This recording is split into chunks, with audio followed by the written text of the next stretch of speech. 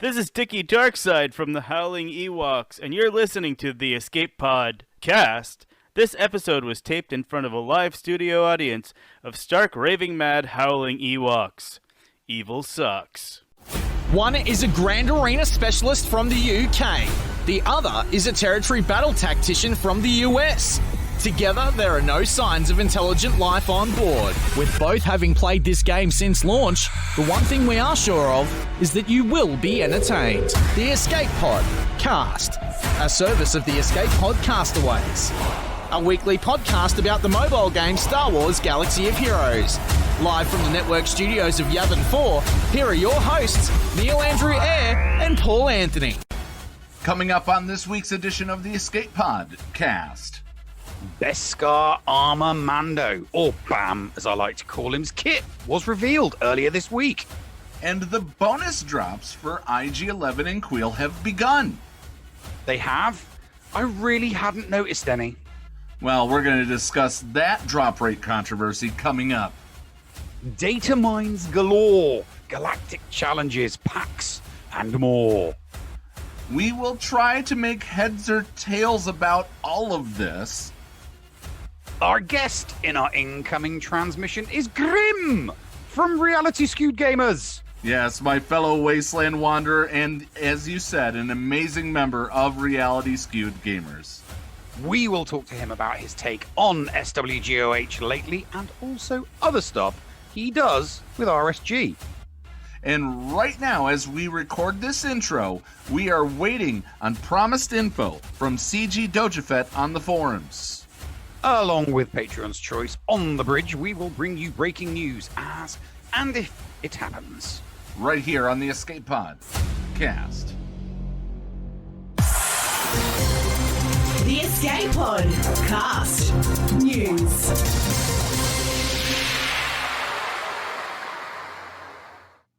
Hello there, ladies and gentlemen, and welcome to another episode of the Escape Pod Cast. I'm your host, Nev, and as always, I'm joined by my hetero life partner, Paul Anthony. Paul, how are you today?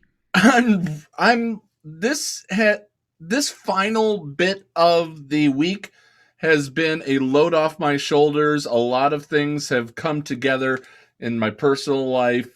I'm getting the hang of everything and getting into my stride. So I am excited to possibly be able to return to a normal streaming schedule alongside you coming up.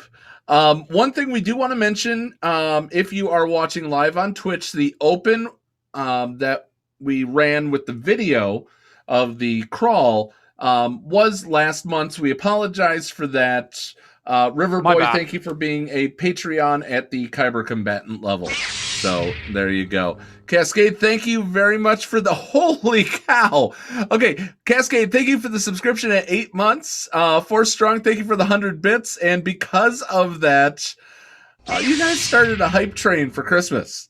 So is that so it's chew effing chew. Yeah, as other streamers like to say.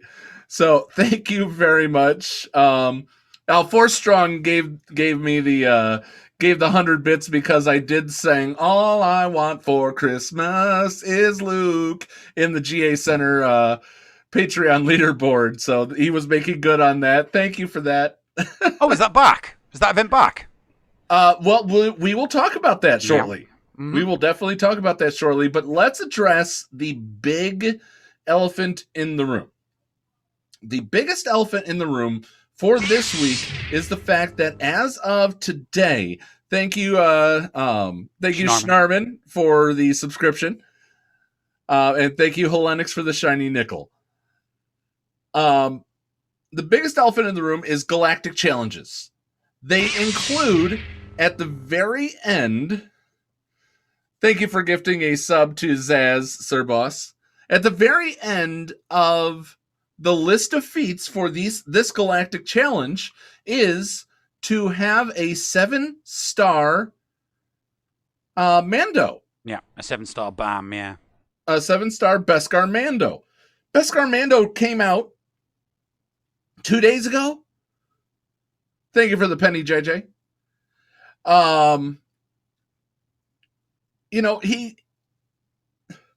That's almost as bad. This is almost as bad as when territory battles used to be random. Do you remember that, Neil? Yeah. When territory battles used to be random, they would include just recently released characters in the platoons that you needed. Thank you, JJ Manners, for gifting a sub to Zaron169. And so it kind of feels like they took a huge step backwards. Dickie Darkside, thank you for the 100 bits. And so they answered it this way. And this Doja did give out, as I said in the open. He did come back and give us information. Quote unquote, from the words of Doja Fett as of less than an hour ago, as of this recording. As we continue to experiment, thank you, Cascade, for the 100 bits. As we continue to experiment with different requirements and feat structures for galactic challenges, it's possible, even likely, that they will take various forms moving forward. So, while the feats and requirements for the current round of galactic challenges are set, they are subject to change in the future as we work through various versions of the galactic challenges. Thank you, JJ Manners, for the 5 bits. Along with their feats and requirements, you will still be able to compete in this season of galactic challenges while earning most of the rewards, even if your Mandalorian Beskar armor, or BAM as you say, Neil, doesn't meet the requirements to complete the final tier of rewards. JJ Manners, thank you very much for the shiny nickel. To reiterate, these recent events and galactic challenges are part of our attempts to experiment with different ways of presenting units, content, and rewards. 25 bits from Cascade, Sir Boss, getting us really close to tier 3 of that hype train. Thank you for gifting out the sub there. To reiterate, these recent events and galactic challenges are part of our attempts to experiment with different ways of presenting units, content. They say content here, and rewards. The next round of events and galactic challenges may very well be different as we continue to focus on what Galaxy of Heroes looks like moving into the future. Level JJ 3. Manners with the nickel and penny, and Helenix with the 3 shiny nickels. Taking us into level 3 hype train. They did. Thank you very much, guys. It means so very much, especially with the with Christmas around the corner. So, Neil? Yeah? The next round of events and galactic challenges may very well be different as we continue to focus on what Galaxy of Heroes looks like moving into the future. So, yeah, but everything's subject to change, so that really doesn't mean much, does it? It doesn't mean much in this situation, as you say. I mean, just from my thanks for the 100 bits, Cascade. No, just from my point of view, there have been so many times where that subject to change has reoccurred and has, gone into effect. That when they say this is how we want to do something, I'm not always convinced that that's what they're going to do. Oh, thank you very much, Llama, our resident Llama, for the 500 biddies. So yeah, it's not something that it really isn't something that overly concerns me. It really isn't. So many times they've said we are going to do X subject to change, or we are going to do Y subject to change, and then the X or the Y hasn't happened because subject to change. So I wouldn't. It's really. I really wouldn't be too overly concerned. Don't be too overly concerned with it. Okay, you're not overly concerned with it, but oh, I know that there are going to be certain. There are going to be people that are going to be concerned with it. The JJ with a gifted sub. Whoa! And we hit level 3. We finished level 3 hype train. Effing chew. We're on to level. And Llama just gifted 5 subs out. Wow! Get the thanks out. Say thank you to the Llama, everybody. So yeah, I get that there are going to be people that are concerned, I'm just saying there's no need to be overly. I'm not trying to, I'm not trying to caca people's concerns. I'm just saying don't be too over concerned. See, I'm reading into it more, though. I'm reading into the words of what Galaxy of Heroes looks like moving into the future. Well, what is the sentence that concerns you so much, that you think concerns other gamers so much? They continue to focus on what it'll look like in the future. If it's gonna look like Beskar Mando in that all the time, I don't really like them making those grabs. Yes, we can't make. I'm just saying we can't make specific speculation, mate. Because if we make specific, we can't really make specific speculation because it's joined to the show, and we can't talk about the show because that would involve spoilers. If you catch my drift, I do understand that, and we do want to mention, guys. Neil and I both believe that, and to take Neil's words from him in a way, everybody deserves to see this last episode of Mandalorian without being spoiled. Absolutely. So we will not be spoiling anything about this week's episode. No, now, absolutely thank you very much, JJ Manners, for the penny, Helenix for the 5 shiny nickels, Cascade for the 10 bits. Thank you very much, guys. Yeah, no, don't get me wrong.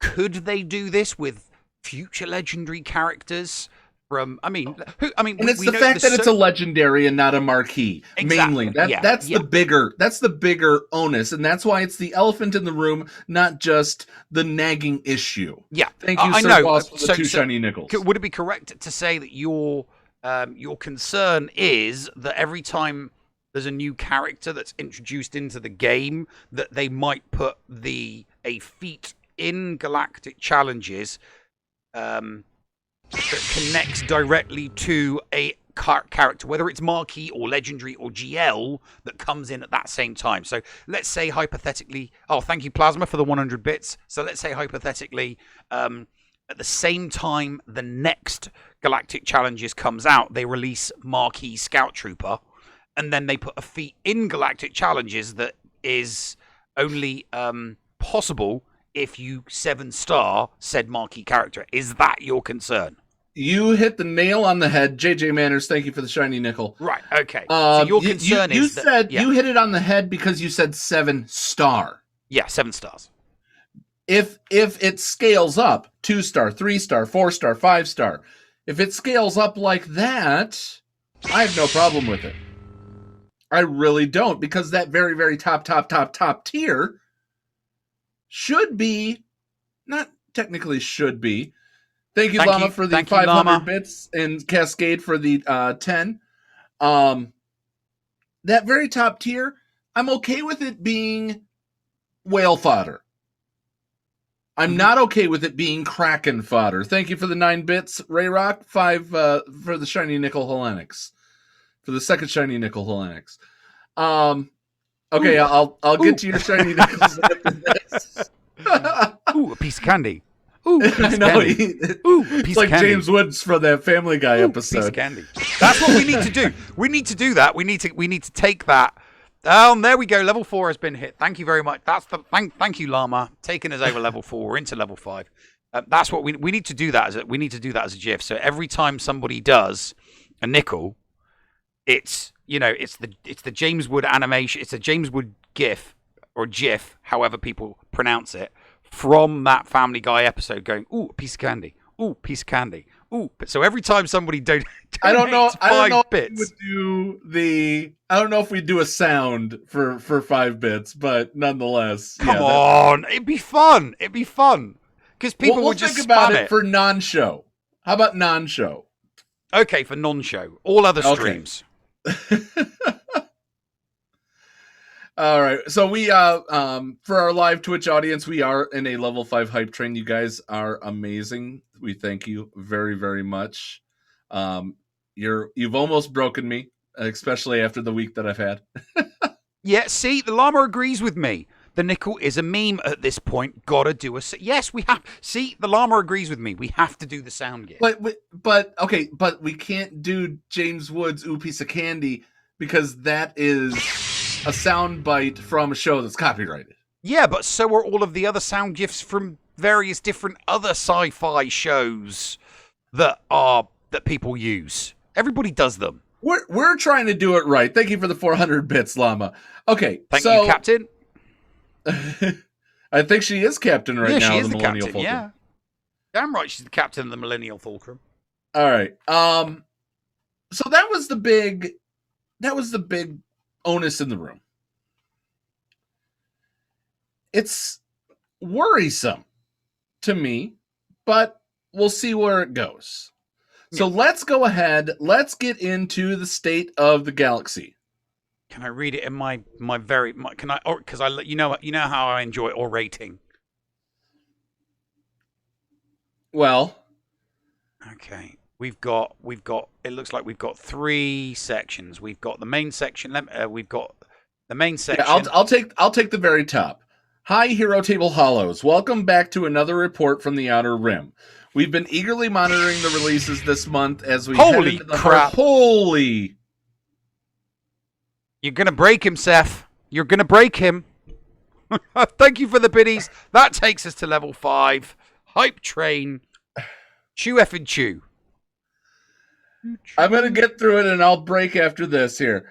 We've been eagerly monitoring the releases this month in the heart of the holiday season. We have some big announcements to do, so let's dive in. They announced that 136 completions of the challenge tier beast. I'm going to try to get through this without crying. Challenge tier Rancor had been done.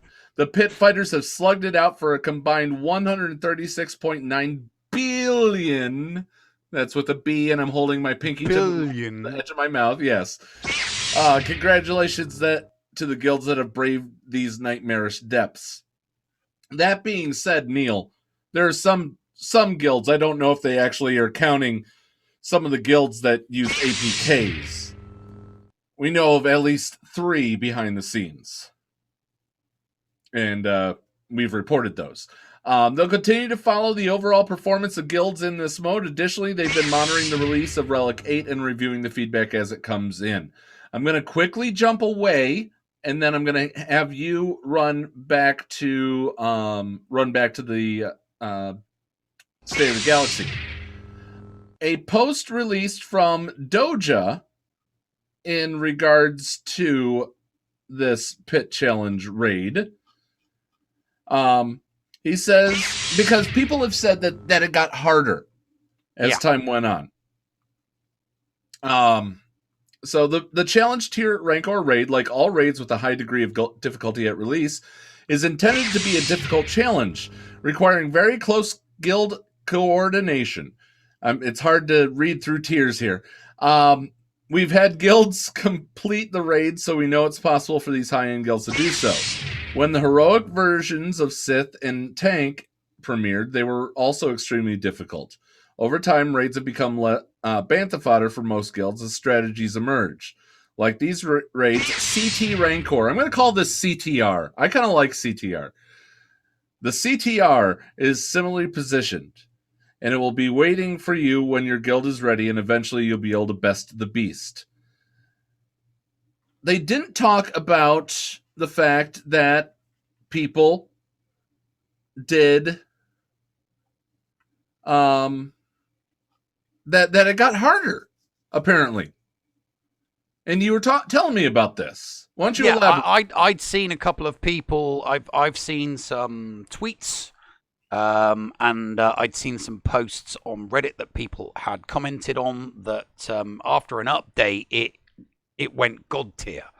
So people who had tried it the first time, and had been successful with certain teams, obviously multi-factioned teams. We're not talking about, standard faction teams here, but theory-crafted teams, then found out that those same teams had not been as successful as they had the first time around.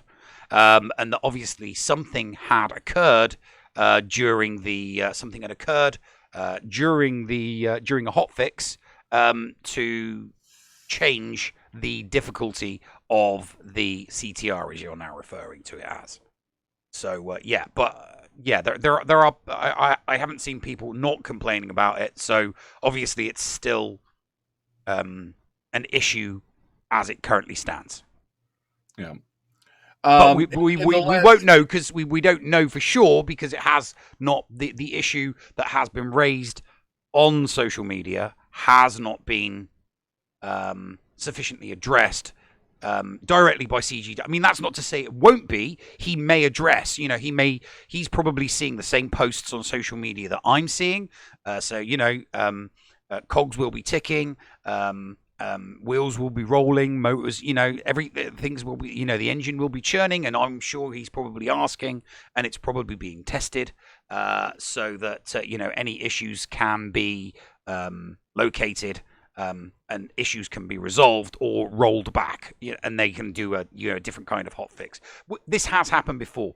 They've rolled out hot fixes and, a hot fix in position A of the game can, sometimes screw up something in area B of the game, that not to go into specifics, but, where code is concerned, if you change a piece of code in one area, it can have an adverse effect. Not always, but it can have an adverse effect in another area of the game. So shall I continue with the rest of the states? Real quick, 10 subs were gifted by Llama, 3 shiny nickels from Hellenix, and then the Llama activated her renewed subscription 2 minutes ago. So thank you for all of those. Okay. The problem I see with some of this, though, and then we'll pop back to the State of the Galaxy.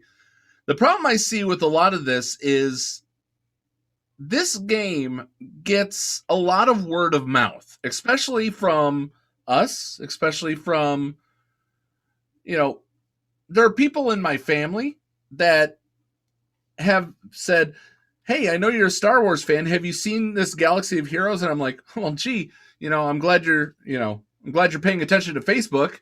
I host a show about that. But nonetheless,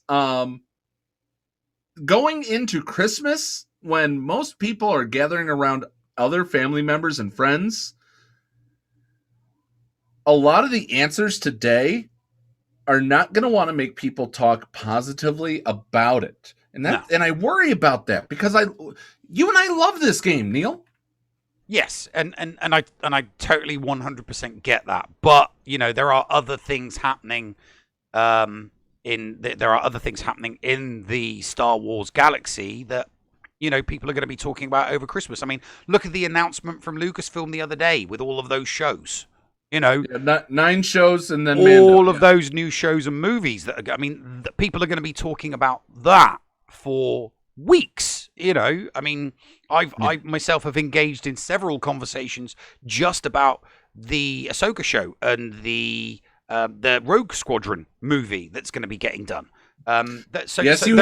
There are lots and lots of things to talk about regarding, TV shows and movies in the Star Wars universe. So there are a lot of distractions out there at the moment that people are going to be focusing on, which will, move people's focus off the game other than the core, the hardcore group of people that, eat, sleep, drink, and live this game on a daily basis, as opposed to casual players. Or, for example, people like myself who do galactic challenges extremely casually. Your concerns regarding galactic challenges are not my concerns, because I don't have concerns regarding galactic challenges. I do what I can. If I can get tier 3 or tier 4 or tier 5, that's it. I do it and I'm done. So the concerns that you have over galactic challenges are different. Just like if they were to do something massive in GAC that would concern me, it might not necessarily concern you. I'm going to point this out. What is happening in this situation is that if you used to be able to get the fourth box barely, let's just, for, hypothetical situation here, Neil, if you have, gotten to the point where you might be able to normally get the fourth box, but because of the inclusion of BAM, you are only going to be able to get the third box.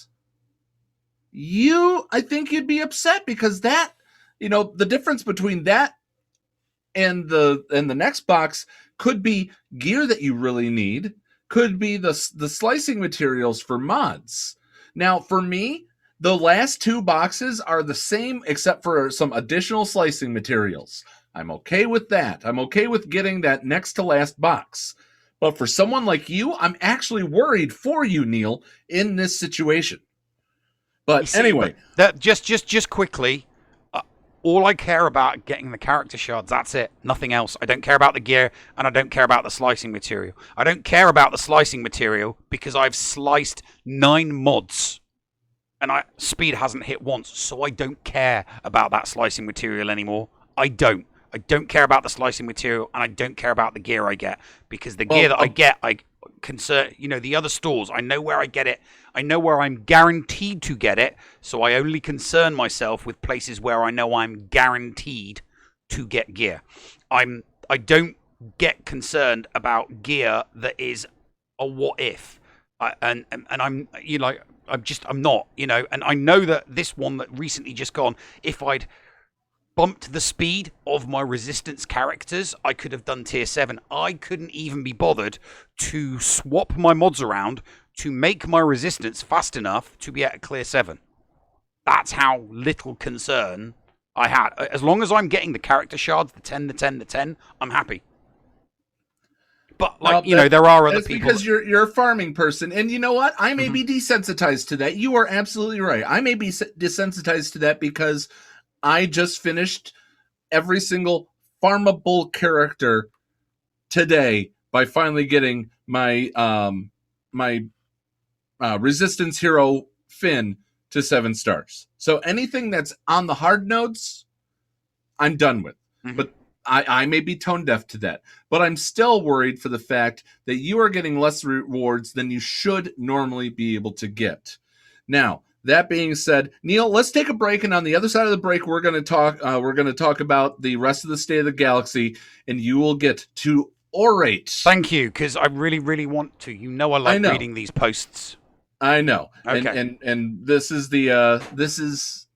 your time to shine right after this break, right here on the Escape Pod Cast. The Escape Pod Cast with Paul Anthony and Neil Andrew Ware. This is Macias, and I assure your privacy and confidentiality when using my remodding services. G'day legends, this is Heinzie. Did you know Macias Modding Mayhem is the premier modding service for the game that we all love, Star Wars Galaxy of Heroes? With some of the most affordable rates in the industry, Macias will remod your roster from top to bottom with continuous consultation with where to go from there. Macias has a 100% satisfaction guarantee, and he has tons of additional services available as well, like a full cleanup of your mods, PvP plans, and lots more. Contact Macias today on Discord, all in lowercase guys, MIKAYAS 0127. That's MIKAYAS number 0127, or hit up maciasmods@gmail.com. I fully endorse Macias Modding Mayhem, and you will too. Macias Modding Mayhem, the official remodding service of the Escape Podcast and the Escape Podcastaways Network. Hello friends, this is Thaddeus from Going Nerdy, and I approve this message, and am compensated for signups for this service. The world's largest audiobook library is at your fingertips, and the Escape Podcastaways wants you to try it for free. Head on over to escapepodcastaways.com and click the Going Nerdy offer button to claim a free audiobook and 2 Audible originals. Cancel anytime, and it's absolutely free to sign up. Check out Audible and support the Escape Podcastaways, all for free. See Audible website for details. Restrictions may apply. Did you know that if you signed up to become a Patreon, you could get tons of rewards? Force Ghost Scotty could do a roster review for you. Neil Andrew Eyre could share Grand Arena tactics. Or Paul could even help you get maximum stars in Geonosis Territory Battle. And you even get access into the after show. Sound good? Sign up to be a Patreon today. For as little as $2 a month, you could unlock a ton of potential content and also get closer to the hosts. Head to patreon.com/The Escape Pod to sign up. The following Guild Classified is brought to you by Doombringer. Do you think Wat Tambor is the only true galactic legend? Do you like to play seriously without the constant stresses of meeting lofty expectations? Does your current home not give you the return on your investment that you seek? Then look no further and join Doombringer of the Techno Union. Doombringer is a friendly and independent, perennially overachieving guild with 280 plus million GP, and it's looking for a few active and engaged members. We boast an impressive 130 and 12 TW record with no micromanagement or sandbagging, while maintaining a relaxed approach across all guild events. Doombringer features lots of experienced players who love to help others work through teams, mods, and strategies to find success in all game modes. If you love to play SWGOH, want to have success and fun, and have a good attitude and a focused roster, then we're a good match. We request 600 tickets per day and a roster with potential. Find our contact info on SWGOH.GG, and we'll chat about your potential future as part of the greatest guild in the galaxy. Would you like to hear your guild featured right here on the Escape Podcast Guild Classifieds? Reach out to us on our Discord server and post in the on-air classified room under the Yavin 4 Network Studios. I am Andy Beeds, commander of the 506 Procrastination Battalion. And I'm Camp Director Flair of Gaming Embers. We are the officers of the Chain Gang. We're a collection of Twitch streamers that like to stream our Grand Arena Championship battles. In Star Wars Galaxy Heroes, we feature accounts of all sizes. From the large accounts, like Fruit Ninja Mike, to the small accounts like, well, mine. We have Grand Arena action for all viewers. With names like The Llama, Ran B, Dr. Zeppers, Mr. Jigabachi, Geek Girl 1980, Rico, Kate Gaming, Flair, Andy Beeds, and the Escape Podcast's own, The Nev. We bring you continuous game action every day during the attack phase. Check us out and ride the raid chain from streamer to streamer with us. The Chain Gang is proud feature of the Escape Pod Castaways. See you on the chain, ya hosers.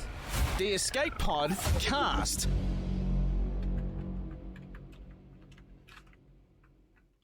And welcome back to the show, ladies and gents. We're into our second segment, and we are going to finish the State of the Galaxy.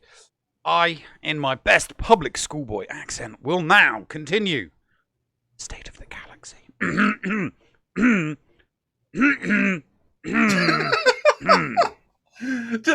Okay, in the immortal words of Monty Python, get on with it.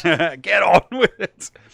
As we round out our content for The Mandalorian, we are proud to bring The Mandalorian, Beskar armor, to the holotables. This Beskar-clad anti-hero has traveled the galaxy far and wide to bring his ward, the child, back to its people, the mysterious Jedi.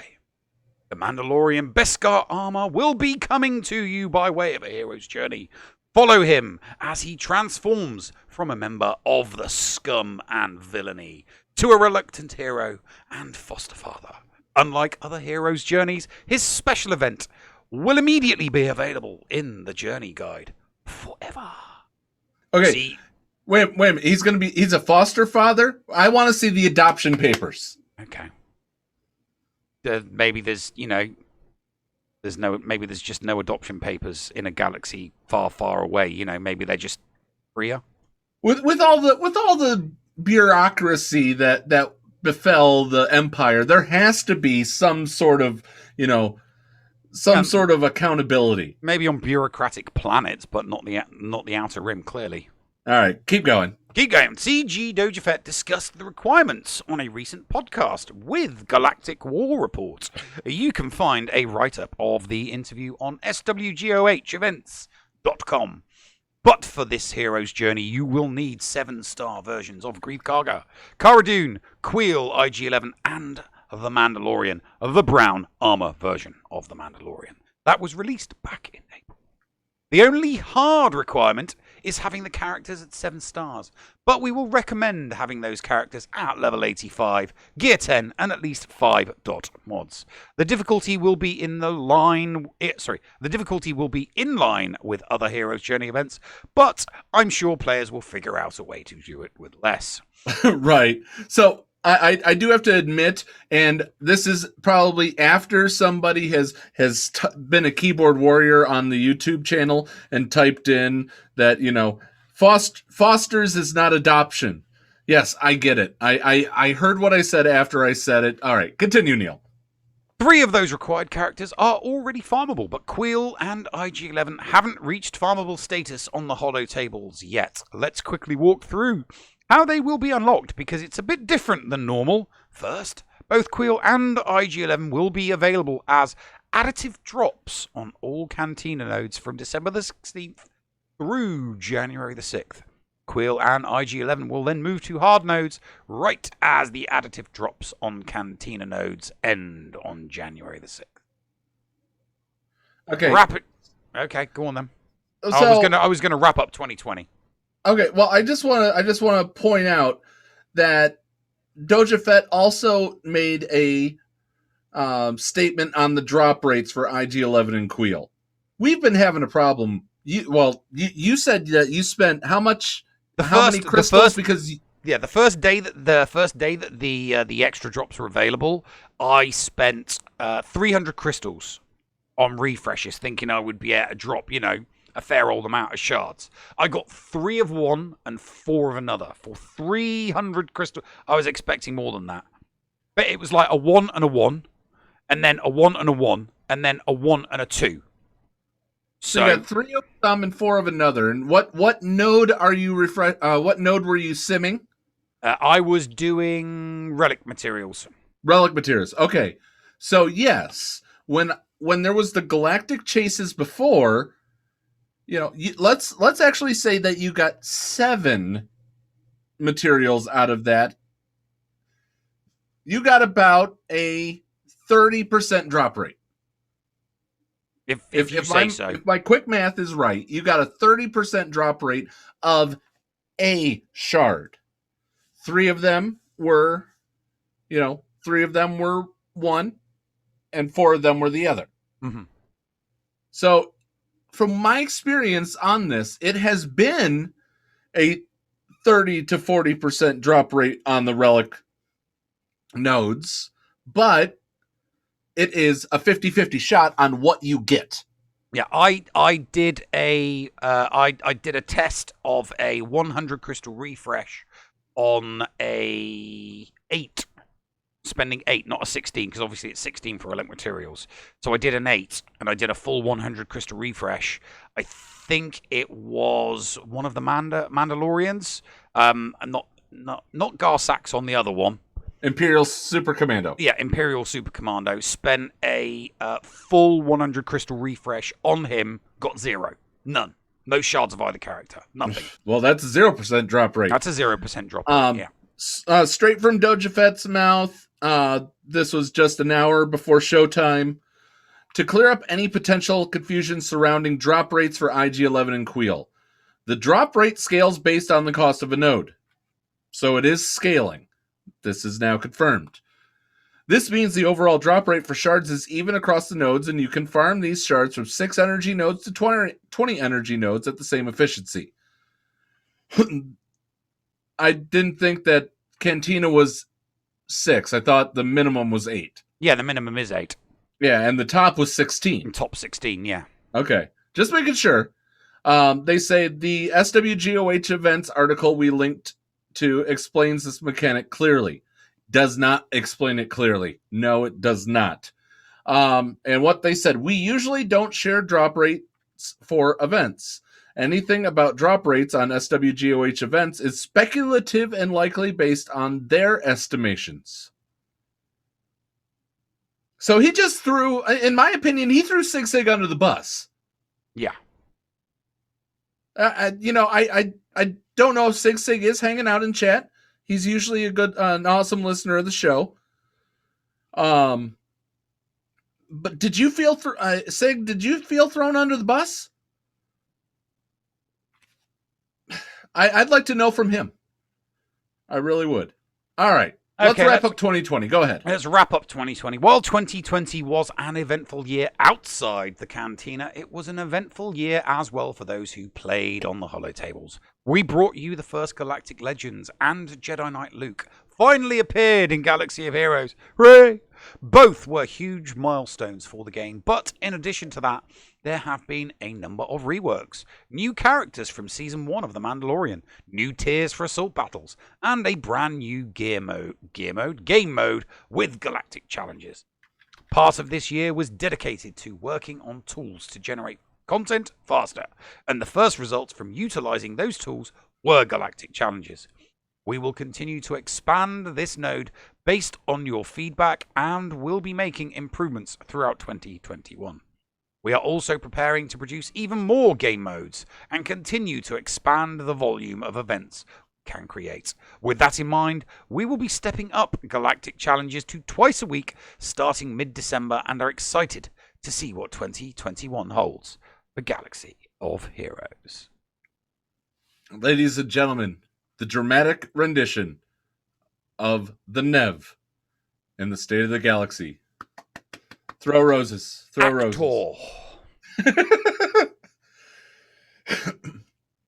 You know, some people don't like thespians. Thespians are awesome. All right. And I get the onus.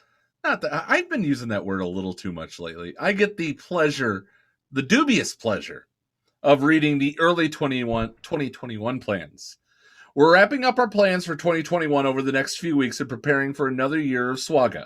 Large and small, we've made adjustments to the game this year. Going into the next year, they're going to eye continuing expansion, renovation of many systems and characters. Expansion, renovation of systems and characters. I like that. It's been 5 years since the launch, and they continue to attract new players all the time. They're committed to bringing them the best introduction to Galaxy of Heroes while continuing to serve the longtime players. And the way they said it, continuing to serve you, our longtime players, with the best new Star Wars content we can. They did that. They did that in a way with BAM. They really did, Neil. Mm-hmm. And I was excited about that until the drop rate fiasco. So, anyway, we can't wait to look back on the 6th anniversary and see all the changes we've made together. It also means more exciting Star Wars characters, events, quality of life updates, and some special surprises. Okay, and here is where there was a little bit of contention with some of our Patreons. Here's a sneak peek of the next character coming to Galaxy of Heroes, and it's a picture of the Armorer. I like the picture of the Armorer. The picture of the Armorer at the very bottom has extra space. So what that tells me, they brought in the Jawa Scavenger as a character for when they were doing what's it called? Relic salvage. Salvage. Mm-hmm. I think they're going to do you don't think that they're bringing in her as a character. You'll think that they're bringing her in as some kind of armorer, literally as an armorer. I do suspect that, and if I am wrong, I will write down the words "the armorer" on a piece of paper, and I will eat it live on the show if I'm wrong. No, hey, no, I mean we've one of the things that a lot of people have been asking in this game for, since forever, is the ability to take materials that you have lots of or currency that you have lots of and to be able to convert it into something else. Maybe that's what the armorer will do. Maybe you could take your 100,000 ally points and convert it to, I don't know, 1,000 of another currency, or Maybe you could convert it to a, whatever gear that you want. Like they could create a menu system like the Jawa scavenger. So, instead of converting pieces of gear into relic material, you can convert anything into anything else, for a price. That could be, it would be more than welcome. There are people that have been playing this game for donkey's years that, I've got like 5,000 of something, 5,000 another, 5,000 of another. I could convert it all to relic materials, but for that specific piece of relic salvage, I don't need to convert 5,000 of A, B, C, D, E, F, G, H. It's just too much of it. So I'd prefer to see her as a character. I must admit, I would love to see her as a character. I think another Mando coming to the game would be great. We saw her fight once. Yeah, but she was so badass. She was so badass, but there were lots of better, better characters throughout the 2 seasons that kicked more ass. Yeah, there were, and maybe we will see them in 2021. Who knows? We don't know. It'll depend entirely on what Lucasfilm and Disney would like to promote. And they'll say, oh, we'd like these characters promoted, or we'd like this promoted. Could you crack on with those? If I'm being honest, I can see the Bad Batch at some point. All 5 of those guys will come out at some point. And then they'll promote the hell out of it on social media with commercials. Go play Star Wars Galaxy of Heroes. You can get the Bad Batch. Things like that. So, yeah. But I just see the guy from Clerks going, "Ooh, Navy SEALs" when it comes to the Bad Batch. Yeah. So yeah. There is one thing that I would like to see before CG go on break. I don't know. Do you know what date? When did they go on break? When did CG go on break? Probably they did this week. Probably they did, just recently. Worst case scenario, if they are like any other place, they will they'll still work through Wednesday. Okay. Well, I would like to, because they've done it before. They did it with Carrie Fisher. They did it with Leia. They did it with Chewie, and I think Jeremy Bulloch deserves special mention, and a special title, and a special picture. Because unfortunately, the OG Boba Fett shuffled off this mortal coil recently, and I'd like to see a special title and a new pick, a new avatar pick. Coolest bounty hunter in the galaxy. That would be. We also lost Vader. Yes, we also lost Vader. So it'd be nice if the actors that played those characters could get similar recognition. It'd be nice. It would. It very well would. All right. So we have a camera. I looked at your camera and said camera. We have a calendar that dropped. Oh yeah, this stirred up some controversy. Oh yeah. So I'm going through. I don't see 2-day gaps. I don't see any 2-day gaps at all so far. I'm just going through a little bit quicker. Yeah. So no 2-day gaps. We do have the territory battles at regular intervals. We have territory wars at regular intervals. Now we have 2 galactic challenges per week, which we expected. But you host a show. Mm-hmm. Yeah, I do. On Tuesday nights, Wednesdays during the Grand Arena Championship end week, called GA Center right here on the Escape Pod Castaways channel, Escape Podcast on Twitch. The first week is going to be 3v3, Neil. It's the entire month. Starting January 11th. Yeah, it's the month. That The is- first month. You can talk about this while I just verify that they aren't trying to stuff one in right away. Yeah, no, the first month, the next month's GAC is going to be 3v3 and fleet. It's almost, I mean, it's alternated for the last 5 months. It's gone 3v3, 5v5, 3v3, 5v5, and now another 3v3. It's almost as if it's almost like they've fallen into an alternating system of 1 3v3 and then 1 5v5. Because the first month of Season 2 of GA Center is going to be dreaded 3v3. And there are some GAC competitors that we cover on GA Center that really, and I mean like really, hate 3v3 with a vengeance. Macias hates it. DPK mega loathes it.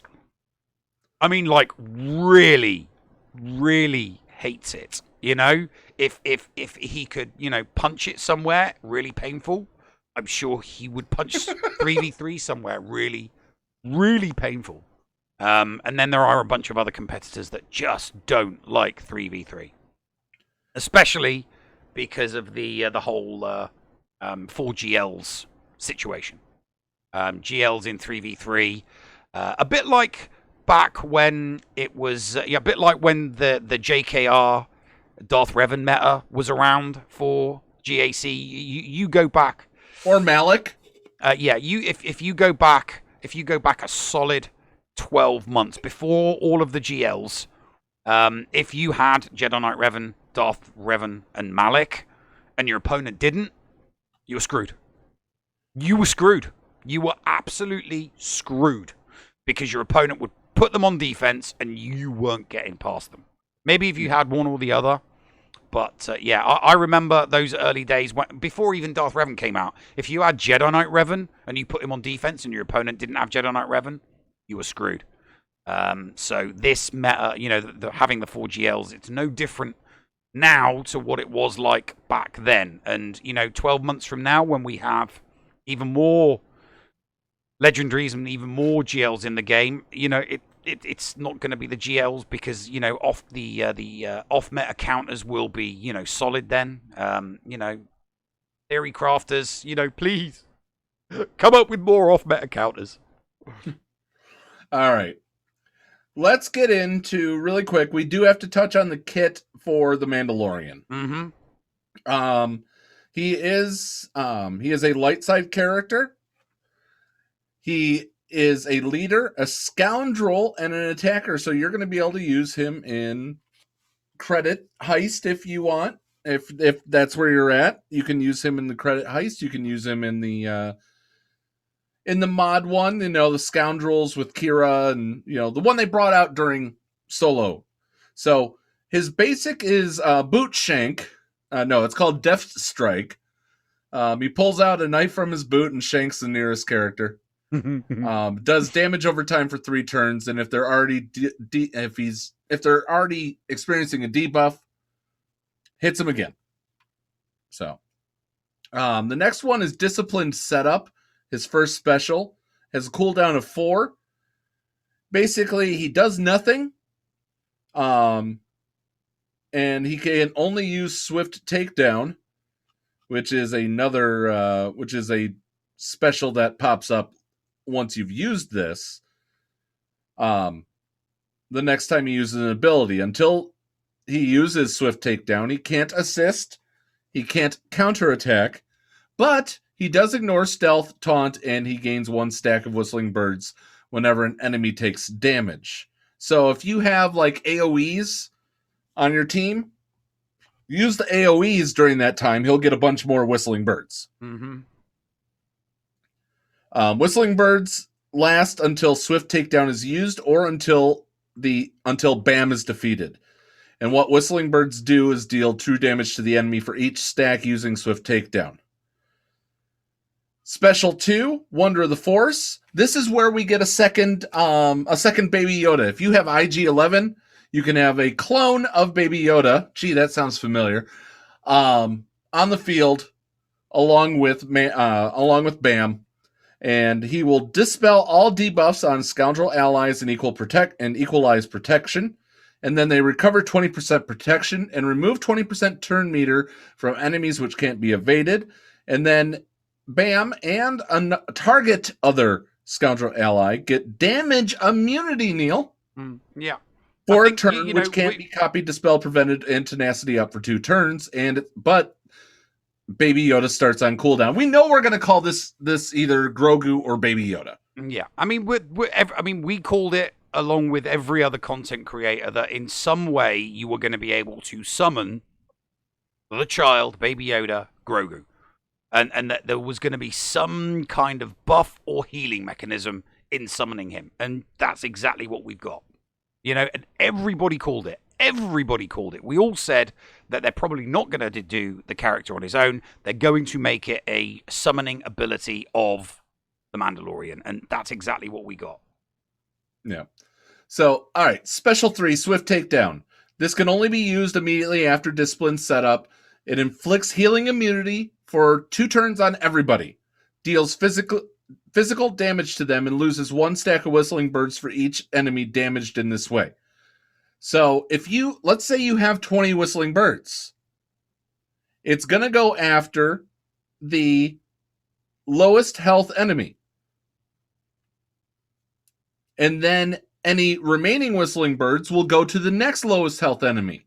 You can take out 2 to 3 characters in one shot by targeting only one. And if the lowest health enemy has or doesn't, if you're taunting, if you're shooting at someone that does not have taunt, because remember, you can ignore taunt, it's going to be hitting the lowest health enemy, which is good. The attack cannot be countered or evaded, and enemies defeated by the whistling birds, Swift Takedown, can't be revived. And so, it's how good. about that? I mean, I've had a busy couple of days, so I haven't really had the opportunity to watch any of the content creators that tend to immediately wail on when a legendary comes out and get them straight away. I mean, obviously the Grand Admiral did it. Pretty sure Gom did it as well. But yeah, I wish I had seen some videos, but I was very busy yesterday, and I've been extremely busy today, and I'm going to be very busy again tomorrow. So probably going to be a while.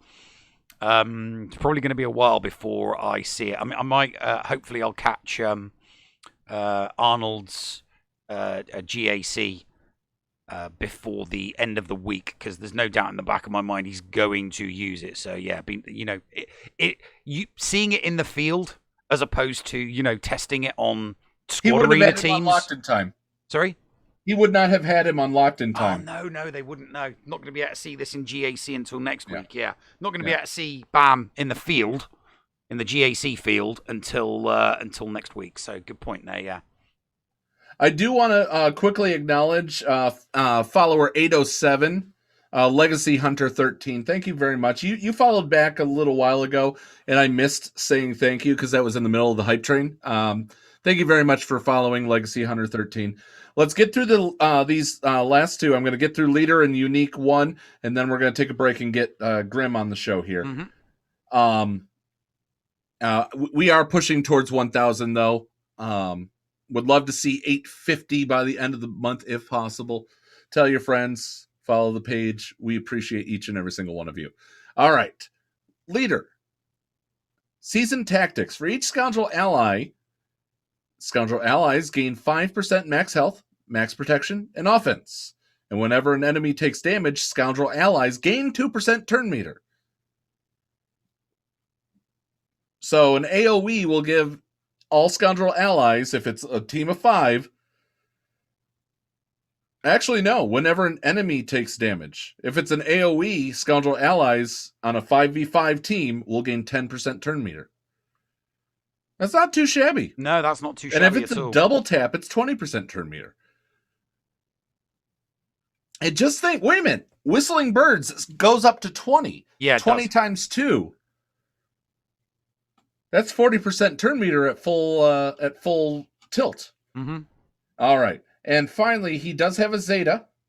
That Zeta is called Protective Intuition. The Mandalorian is immune to ability block and has plus 40 potency and tenacity. And every time a scoundrel ally, the first time each scoundrel ally falls below 75% health, Bam dispels all debuffs on himself, gains 1 stack of birds, and takes a bonus turn, and the cooldown of Wonder of the Force is reset. So the heal is reset when somebody goes below 75%.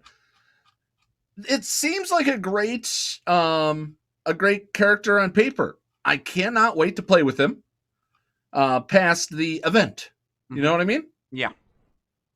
So, well, I mean, I'll get him eventually, but it's going to take me a good 2-3 months. Because obviously Queel and IG-11 are not going to be farmable for me until January. Yeah. But I mean, I'll have the other 3 characters farmed by then, so at least I only need to be concentrating on IG-11 and Queel, which will be nice. Correct. Any last comments on the kit before we throw to story time with the llama and get Grimm in here? No. Let's get Grimm in here. All right, guys, it's so wonderful. Thank you. We hope if this is where you normally check out, we understand. We hope that you'll stick around for both the interview and also, the Patreon's choice is always fun questions. But if this is where you're checking out for during the show this week, thank you for at least spending the hour with us. We really do appreciate you, each and every single one of you. And we hope that you do stick around. Hang tight. Coming up after this break, Grimm from Reality Skewed Gamers joins us to talk Star Wars Galaxy of Heroes and more right here on the Escape Pod Cast. The Escape Pod Cast with Paul Anthony and Neil Andrew Ware. Hello, Escape Padawans. It is the llama here to remind you that the Escape Pod Castaways are on social media.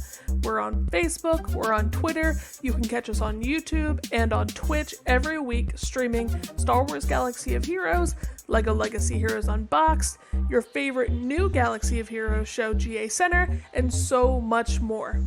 Come catch us on the web. Are you a member of Team Paul or Team Neil? Maybe you prefer story time with the llama, or dabble in the buttery side of the Force with Biscuit Weasel. Or maybe you like the Escape Pod talents from Down Under like Heinzie and Scotty. No matter who you support, you can get one of my designs from the Escape Podcast merch store. Just go to escapepodcastaways.com, click on the merch link, and it will take you to the TeePublic site where you can support me, Mrs. Anthony, also known as Critty K. Also be sure to check out the Mrs. Anthony Shirts channel on the Escape Podcast's Discord server weekly to vote for my latest shirts in the Design Derby on Woot. Links for both of these are down below. Thank you for supporting the Escape Pod Cast. Heinzie from the ANZGC is officially a member of the Escape Pod Castaways. Make sure you go and search for Heinzie on YouTube today because he live streams a lot of his GAC content, and not only does he do that, he also does some pretty fun videos from time to time, including a behind the screen and also streaming Jedi Fallen Order. And from time to time, this idiot might drop by. Head on over and check out Heinzie today on YouTube, a part of the Escape Pod Castaways Network. The Escape Pod Cast for Kids. It's really cool. Hello, Escape Padawans, and welcome back to Storytime with the Llama and the Escape Pod Cast for Kids. This week on Journey Through the Journey Guide, we are going to be going through the Legend of the Old Republic Ancient Journey event for Jedi Knight Revan. Now, there are 5 characters required for this event. You'll need them at 7 stars, Gear 9, Ability Level 8 with Mark 5 mods. Those characters are Bastilla Shan, Jolie Bindo, Zalbar, Mission, and T3M4. There are 6 tiers in this event to take your Jedi Knight Revan up to 7 stars. The event difficulty is easy to medium. It's a pretty straightforward event, and if you have the characters where they need to be with decent mods on them, you'll be good to go. Let's take a look into Jedi Knight Revan himself. He's a light side character, an attacker, a leader, a Jedi, and he also has the Old Republic tag. His basic ability, Ferocious Charge, deals special damage to the target enemy. The attack will deal 25% more damage to dark side enemies, and if the target is marked, Revan will actually gain 20% turn meter. His first special ability, Master Strategist, will deal special damage to all enemies. Revan will also dispel all debuffs on Jedi and Old Republic allies. Then, Revan will heal all Jedi and Old Republic allies by 10% for each Jedi and Old Republic ally. So that is stacking. So if you've got a full team of Jedi or Old Republic allies, he will heal for 40%. Revan also gains critical damage up and foresight for 3 turns. He also swaps turn meter with another target Jedi ally. Now, his second special, Direct Focus, inflicts buff, immunity, and marked on the target enemy for 2 turns. This cannot be copied, dispelled, or resisted. It also increases the target enemy's cooldowns by 1, which cannot be resisted either, and reduces their turn meter by 50%. It will also stun them for 1 turn. The attack cannot be evaded. It will also call all Jedi allies to assist, dealing 50% less damage. The marked debuff actually ensures that all of your allies are going to target that specific unit regardless of who has any other debuffs on the field or is stealth. So if you mark a specific enemy, all of your allies will be forced to target that enemy, period, end of story.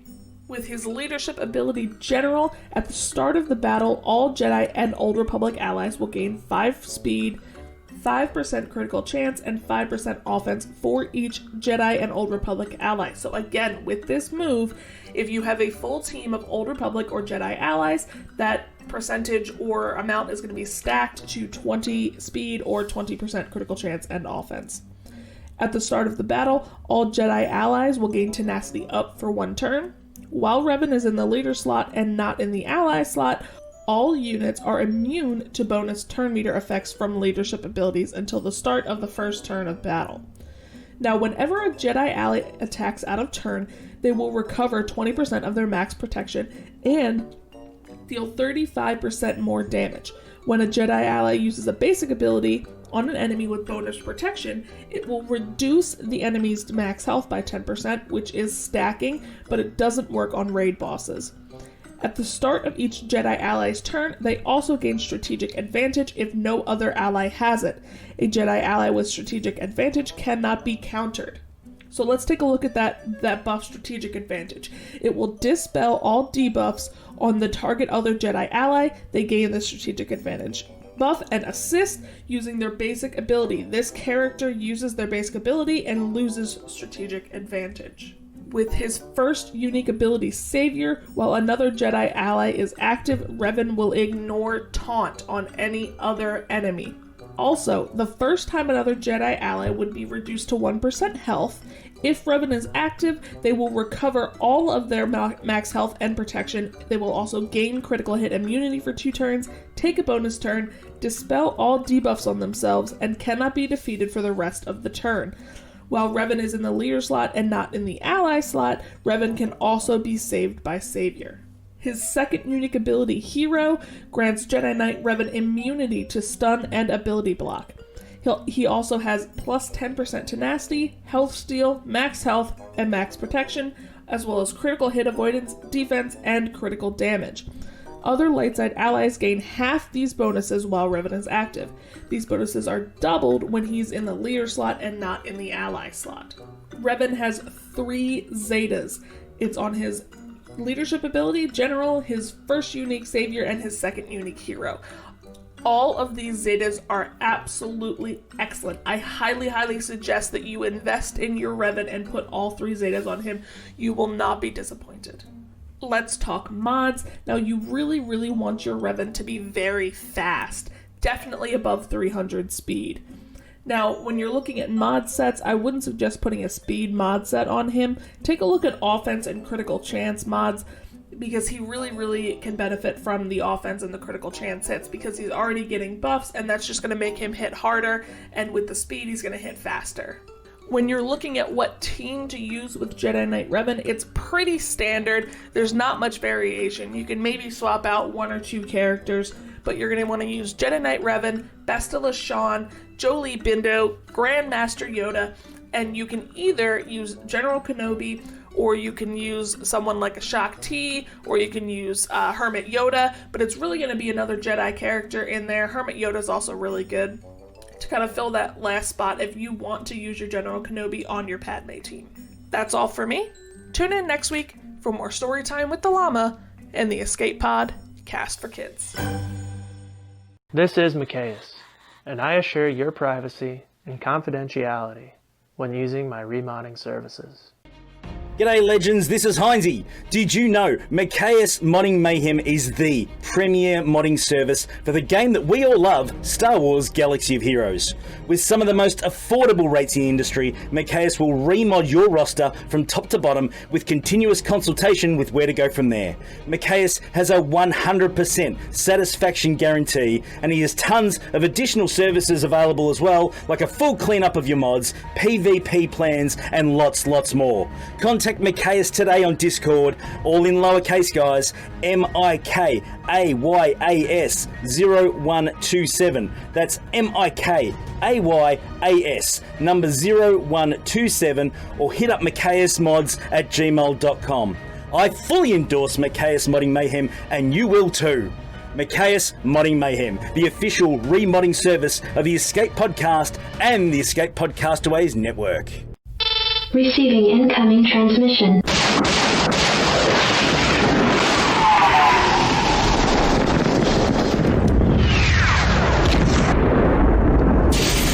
Receiving incoming transmission.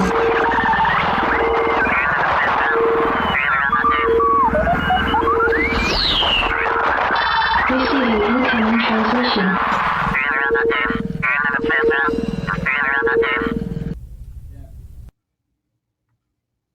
And welcome back to the show, ladies and gentlemen.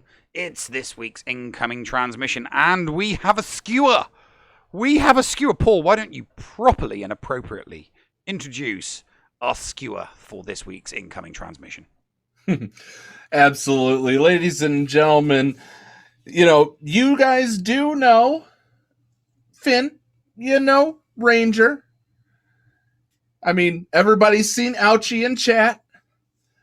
But this specific skewer has been a kind of a staple. Whenever we do talk to RSG, I like to try to get him on when I have the chance. He is if I could equate it, this skewer is to RSG as the llama is to us. They are a loved portion of the community, and you see this skewer on the lunch streams with Ranger almost at least every other day. And you'll see him playing Dungeons and Dragons on Sunday, which we'll get into that as well, or Saturday, maybe even Sunday. I'll ask when I pop him in here. But I'm honored to call him a friend, and I have gotten him addicted to a game that we'll talk about as well. Ladies and gentlemen, from the Skewerverse and popping out of the ethos in just a few moments, ladies and gentlemen, Grimm. Hello, Grimm. What's up, guys? Hello, Governor. How's it going? Oh, it is an honor to have you on, and I think this is your first solo appearance. Yeah, last time Finn and Ranger were on, and I was sitting in the background being all quiet. You had a lot of fun stuff to say in that. Not today. Not today. It's all about you. So, for those that actually that want to know about the Star Wars Galaxy of Heroes player in our guests, you do play the game, correct? Yes, I do. I've been playing since I think it was October 2016 is when I joined. Okay, so not a launch player, but a year after. Yeah. And oh man, the addiction. That is Galaxy Heroes. So when you come onto the Millennial Fulcrum and we're in our escape pods here, you do have to clear through customs. Present to Neil your status of free-to-play, whale, dolphin? What are you, Grimm? I'd say I am an ex-whale, really, because when I first started playing, I did whale out on several things, and then when they decided to get rid of the daily crystal pack, I was like, no more. That was the end of my spending, and I haven't spent a dime since. I've been tempted to here recently with the last couple of characters they've been releasing, because they've been like hitting a home run here with the character releases. You know, Moff Gideon being the main one. I mean, oh, he's so sexy. Okay, so you have spent, so there goes the free-to-play card. Neil will now proceed to cut that up. I'm not 100% free to play, but I have been free to play for quite a long time now, though. So you're establishing for Asylum in free-to-playville. Mm-hmm. But you're tempted to leave the commune. I've been tempted. Come back in 12 months.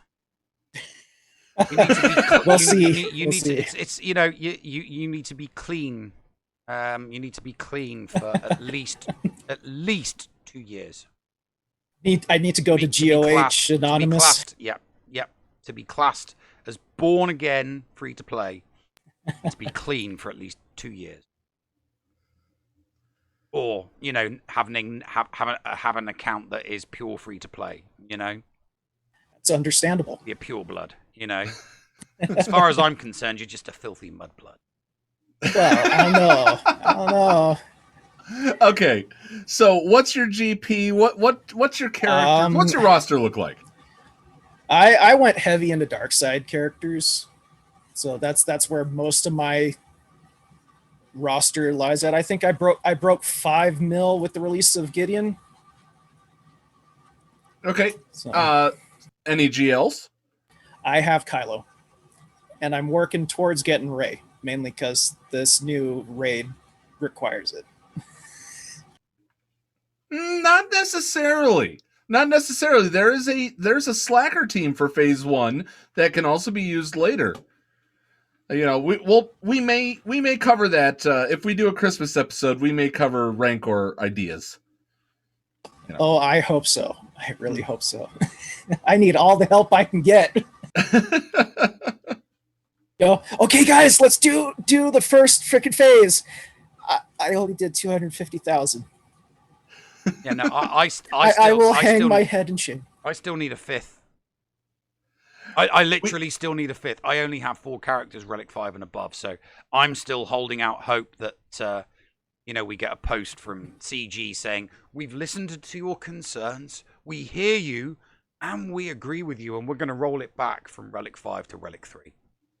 We're not going to change the difficulty of the Rancor, but we will allow people who have Relic 3 to, go in and, maybe get a couple of 100,000. Because, let's be honest, if you're only getting 3 to 4 to 500,000 with Relic 5s, you're probably not going to get more than a couple of 100,000 with Relic 3s.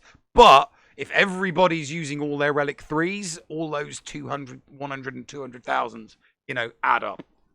Yeah, that's what I would like to see. A shout out to Darth Derb of Yavin 4, who posted. Let me just go check on this real quick.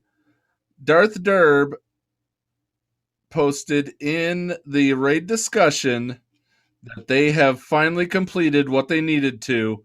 They did damage in the new Rancor raid for 2 points. They did 2 damage. They actually had characters survive. That's impressive. No, best I've been able to do is 300,000, and that's with my 4. And that is JKL, Old Ben, Hermit Yoda, and GG. I just throw all 4 of them in with JKL as the lead, and it will get me 300,000 on phase 1. I haven't seen what it can do on phase 2 or phase 3 or phase 4 because the guild I'm in hasn't made it past phase 1, so yeah, we can't make it past phase 1. Even though we're a 240 mil guild, we can't make it past phase 1. Yeah, the guild I'm in, we made it to phase 2, but it was funny. We're like, oh yeah, we did it, and then we get in the Rancor 8, one character right off the bat. It's like, oh, That's nice. What just happened? Like hungry hippos. Literally eaten the second you start the game. Yep. That sucks. And now, Finn, you can finally use your Relic 7 Rose Tico. She's the one that they recommend to throw in to get eaten by the Rancor every time. People have done that. I've seen it. All right. So, where are you at? If you, we kind of ran long in our second segment, and I do apologize, Grimm.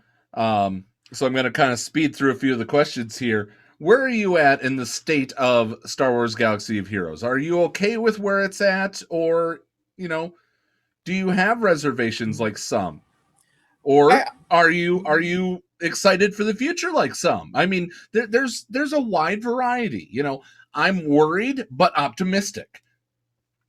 I'm kind of, I'd say, in between that right there. I mean, before I was like, oh man, this game really needs something to keep people involved, because everyone that I know, and including myself, was starting to get really burnt out on the game because it was same old. And then they hit us with like GAC 3v3s and stuff like that a lot of people, including myself, can't stand 3v3s. I love it. So, I mean, but then again, you have the roster that can actually deal with 3v3s better than, like, say, my roster, because I have real high top end, so I'm up with the big guys. I don't have the more flushed out roster, so I end up getting stuck against guys that I cannot fight in 3v3s, because I will get I'll be nice and not use bad words. I get my butt kicked. But I don't know, with the Mandalorian. What would you do? What would I do for? What would you do? Let's put you in CG's shoes, and then we're going to ask you about other stuff that you're doing. But I have a bright outlook for the future of this game. If they keep on giving us characters and kits like Gideon and like Piet and the new Mando, we got a lot of good stuff in store for us as players in this game. And I'm looking forward to it. I can agree on that. You don't see a great reset of a lot of the older characters coming in 2021 based off what they said in the State of the Galaxy? It's entirely possible they could do some reworks of the older characters. I know Ram Bam would love that, to see Mace Windu actually get reworked. And to be honest, I wouldn't mind seeing Mace Windu become an ass kicker, pardon my language, because it's Mace Windu. But I don't know, they haven't really given us much as far as like reworks of the older characters that everyone has been asking for the past 5 years. So that's one of the ones where I'll have to say it will remain to be seen. So all right, let's move on, because we are we're so close to the top of the hour here. You do a lot of stuff with RSG. I see that you're wearing the American Cancer Society hat. You guys do a really you just disappeared there on the Twitch stream, but apparently the green screen doesn't like this. What other stuff do you do with Reality Skewed Gamers? Because guys, if you donate to any streaming fundraiser, RSG does a great job for the ACS. We try to do World Child Cancer, but anyway, I'm digressing. What other stuff do you do with RSG? Well, besides all the streams that we do with like all the games and stuff, we do a lot of charity work as well. Like, of course, we did a lot with the American Cancer Society. A bunch of really amazing people running that place, and we did one with, of course, it's got to be Invisible, with the Wounded Warrior Project back in September, I think it was, and that was really fun. I enjoyed that one. A bunch of great people over there too, and as far as the charities, that's all I've been around for so far. Well, what streams do you join Ranger and Finn and the whole? I'm usually on the lunch stream Monday through Friday, except for when like I have jobs come up because I got to eat somehow. Yeah. I've been trying to get Finn to do some more of one of my favorite games right now, which is Phasmophobia. It is a ghost hunting game where you try to find the ghost before it eats your face. And you try to identify. It's like Clue. For those who don't know, Phasmophobia is like Clue, but you're in those old ghost hunting TV shows that used to be popular back in the late 90s. Yeah, it's scary, and it's an addictive game. It's so much fun. And then let's see here. We've been doing some Borderlands 3 stuff since they released the new DLC for that. And we do some Don't Starve together, which is a pretty cool game, which Ouchie has is in the what would you call her? She's the master of that game. She's the one who doesn't starve. Oh yeah, she's the one that doesn't starve. We starve, she doesn't. So, and then you just got in, and this is kind of self-service in a way, shameless self-promotion, if you will. You did just get into a new game. What game was that, Grimm? Oh, that would be Cyberpunk 2077. No, I'm kidding. It's Fallout 76. I mean, I'd been doing, Dungeons and Dragons type stuff, pencil and paper role playing for quite a long time, and I actually started out playing Cyberpunk 2077, the pencil and paper role playing game, and that's that was one of my favorite things. But the Fallout universe just always has hit the what's the word? All the right buttons for me to enjoy a game. And like I have well over 6,000 hours in Fallout 4 of gameplay. So you're already almost approaching that in 76 with me. I see 76 going a long way, especially with all the bug fixes that they've put in since launch.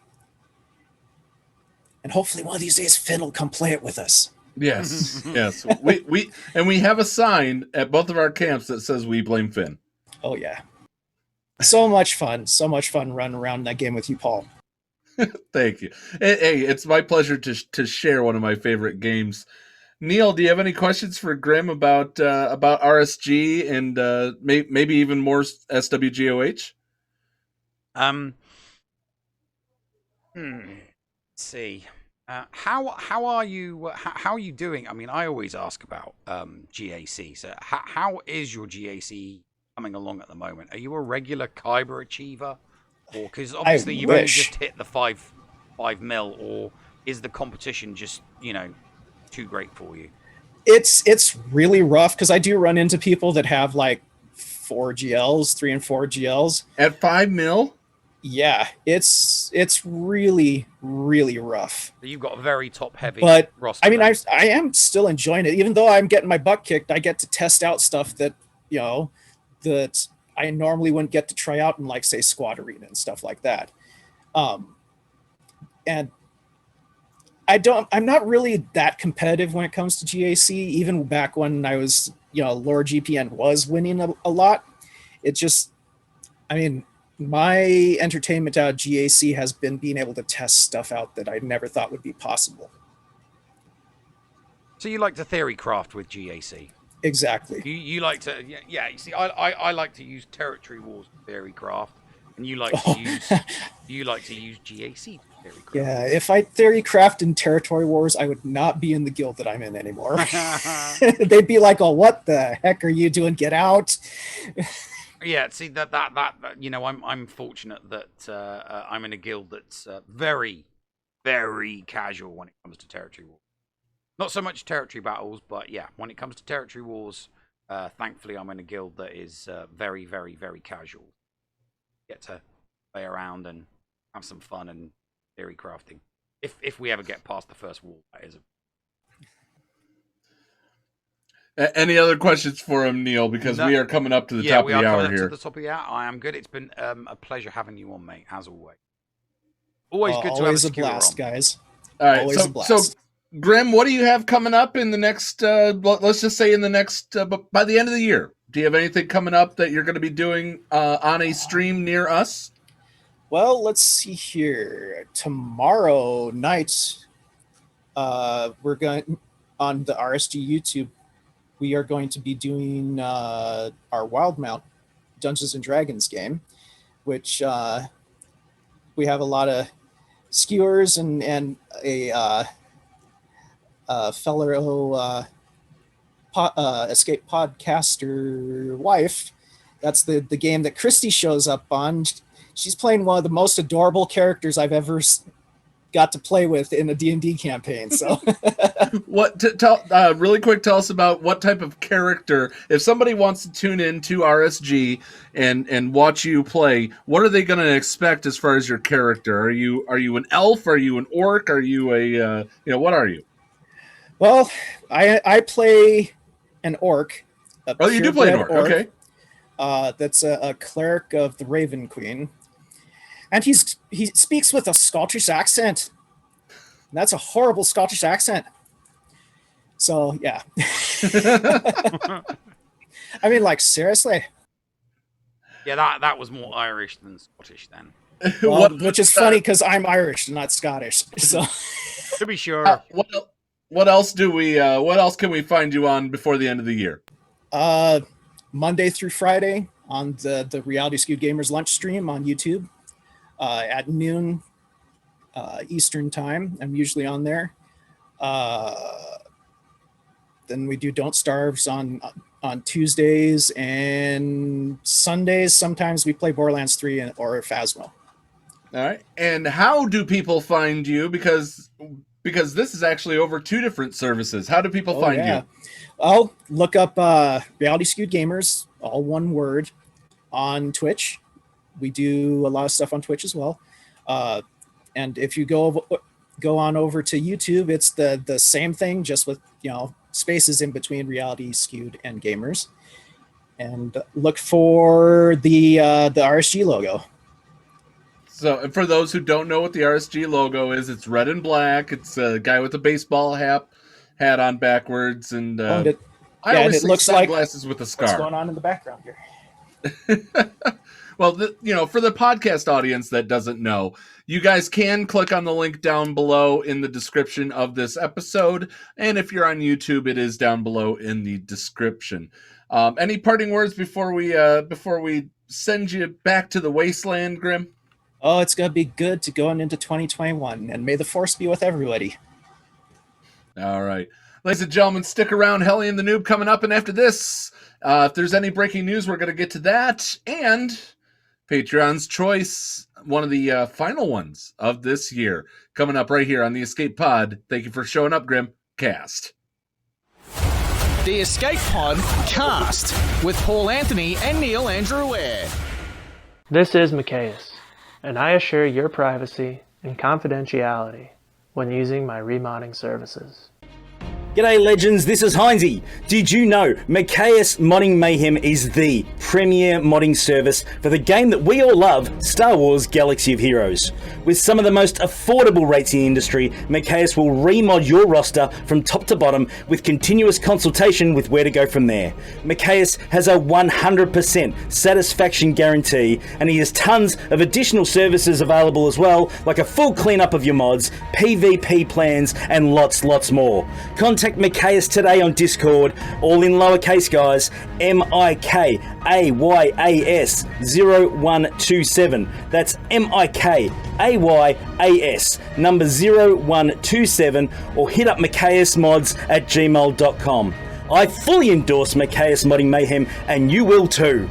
Micaeus Modding Mayhem, the official remodding service of the Escape Podcast and the Escape Podcastaways network. Does your guild want to tap into their full potential in Star Wars Galaxy of Heroes? Yeah! For as low as $1 a month per guild member, your guild can unleash the power of the game in ways you never thought possible. Ooh. Track your arena movements, guild progression, and much, much more. Contact ShittyBill and get one of his shitty bots on your server today. Just look for him on our Discord server and tag or message him for more information. The link for our server is below in the description. Shitty bots, don't let the name fool you. Did you know that if you signed up to become a Patreon, you could get tons of rewards? Force Ghost Scotty could do a roster review for you. Neil Andrew Air could share Grand Arena tactics. Or Paul could even help you get maximum stars in Geonosis Territory Battle. And you even get access into the after show. Sound good? Sign up to be a Patreon today. For as little as $2 a month, you could unlock a ton of potential content. And also get closer to the hosts. Head to patreon.com/theescapepod to sign up. And now time for something completely shameless. I'm never gonna get this done. So much to do. In so little time.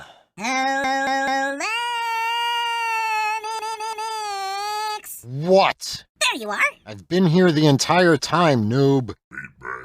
Oh. Wait. I totally get it now, huh? I can see how repeatedly calling out someone's name can get super annoying, especially if done every single time you're searching for them. I guess a bucket of bolts is right to claim it's infuriating. Who'd have thunk it? Wait, what was that?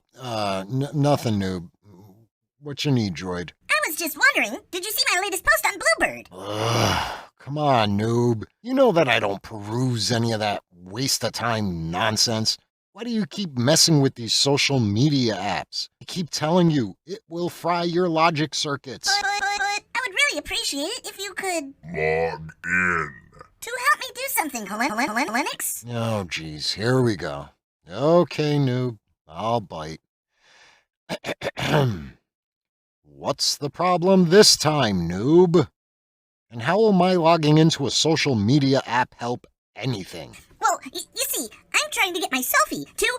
Go viral. Seriously? And if I can accomplish this, it may help us... gain notoriety. Oh, jeez. If that could start increasing traffic to... our content. Noob? Yes, Linux? Go away. I'm busy. But... no buts about it, mister. I was just trying to be... helpful for the holidays. And show us doing a good deed. What good deed, noob? We're out in the middle of nowhere minding our own business and barely interacting with anyone. Wait a second. What exactly were you doing when you took that selfie? Holding a can of beans? You mean the one single can of beans we've had sitting on the shelf in the cupboard for the past 6 months? Yes. And what exactly did you type into the caption? Only that Christmas time is the time of giving, so everyone should give whatever they can to help the less fortunate. And did you actually donate our one can of beans, noob? No. Meatbag. You know, I could have sworn I've told you this 1,000 times, newbie. We do good deeds for the sake of doing them, not for any virtue-signaling HoloNet points. But... look. You can't post a selfie holding a can of beans, alluding that you donated said can of beans to a charity if you haven't actually done so. But... no buts. And you know what? Being that I know you love these so much. Please, no. You guessed it.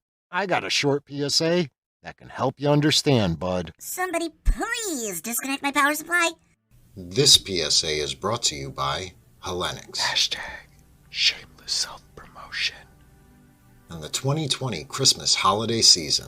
Happy Christmas, Kwanzaa, Life of Festivusika. False altruism during the holidays. What is it? Why is it happening? And who stands to benefit? In this SWGOH PSA, we will explore truly altruistic behavior during the holidays and the many myths that surround it. During the holidays, many people donate to charities, either by donating items like food, clothing, or toys, or volunteering their time to help those most in need. Engaging in these acts can be a great way for all of us to give what we can, thereby making the world a slightly better place. This not only helps those in need, but it also makes us feel a tiny little bit better ourselves. Giving is truly altruistic. Unfortunately, some folks make posts on various social media sites, like Facebook and Twitter, announcing how virtuous they are due to their holiday season charitable giving. Whether these folks did or did not actually make a charitable contribution, the act of announcing the good deed to the world is not very tactful. If you ask me, and I just did, it makes one look shameful. And while I admire shameless self-promotion, I do not encourage shameful, false altruism.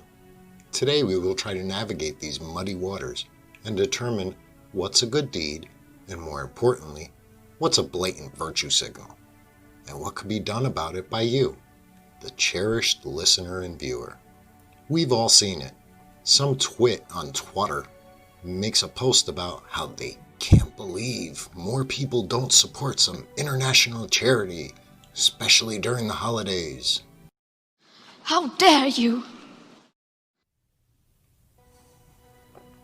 While many of us that can give quietly go about our holidays giving what we can, where we can, and how we can, these folks seem to care more about their internet clout and making themselves look good.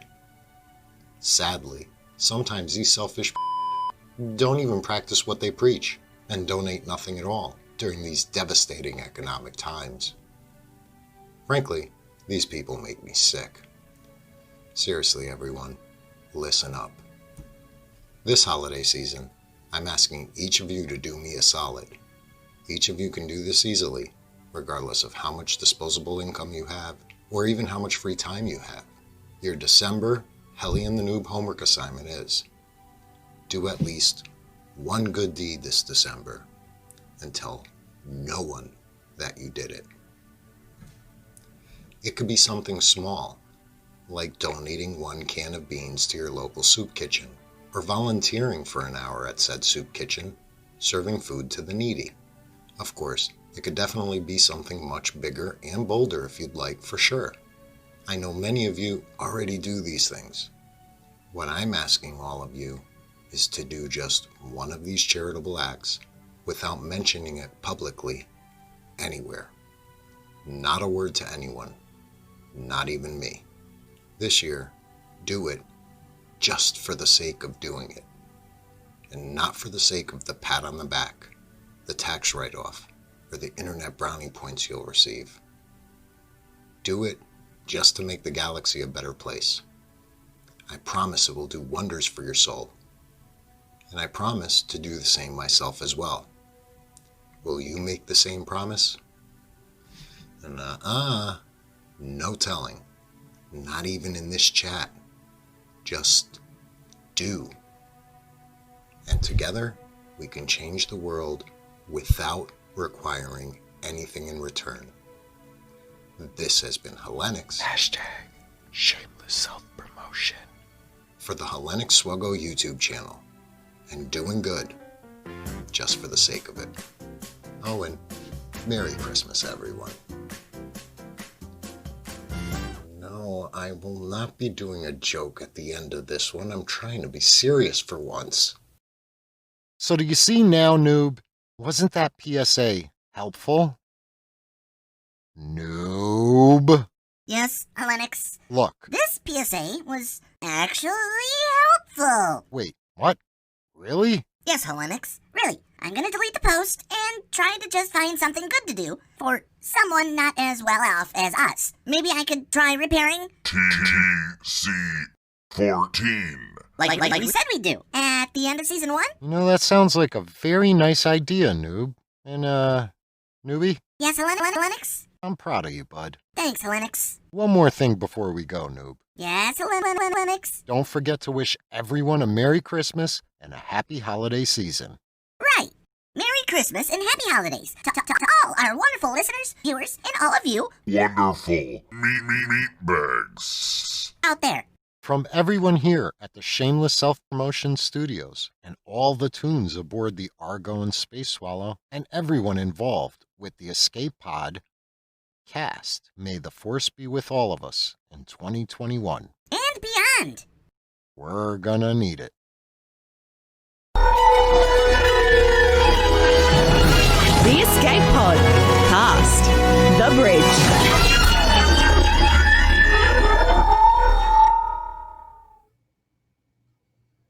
And welcome back to the show, everybody. It's our fourth and final segment. We're on the bridge for Patreon's choice. It's been a pretty good show today, hasn't it, Paul? It's been a very good show. Thank you. As I said, coming back from the break, I don't know if it bled over or not. Thank you for doing this show for me. I needed it today.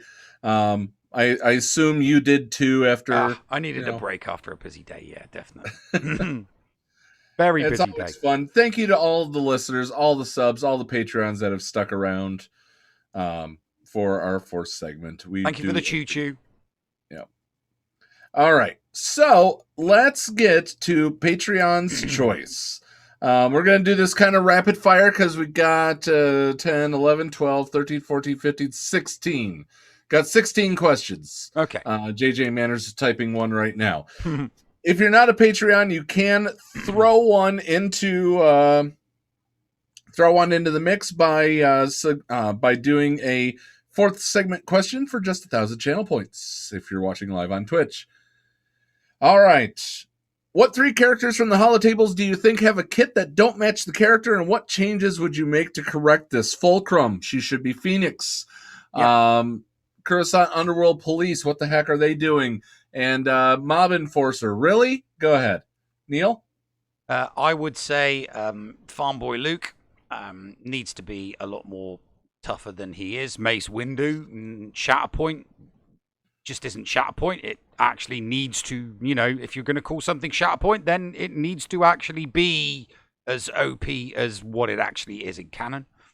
And I think I would go with my third one would be Stormtrooper. Stormtrooper, they're canon, so there should be lots of them. Stormtrooper should be like the B1 battle droid. You hit one, another one turns up, and another, and another, and another, because they're just cannon fodder. They should be turning up left, right, and center. So, all right. Yeah. Do you think CG will ever introduce a system where 2 players battle at the same time against an enemy, and how would you like to see it work? I think Conquest is going to be like that, Neil, to be honest with you. Maybe. I can... Live PvP is a certainty just within the next 5 years. I have no idea when they will do it at some point, because everybody else does it. I think this live PvE first is going to be what it is. What are your top 5 vehicles you would like to see introduced to the Star Wars Galaxy of Heroes?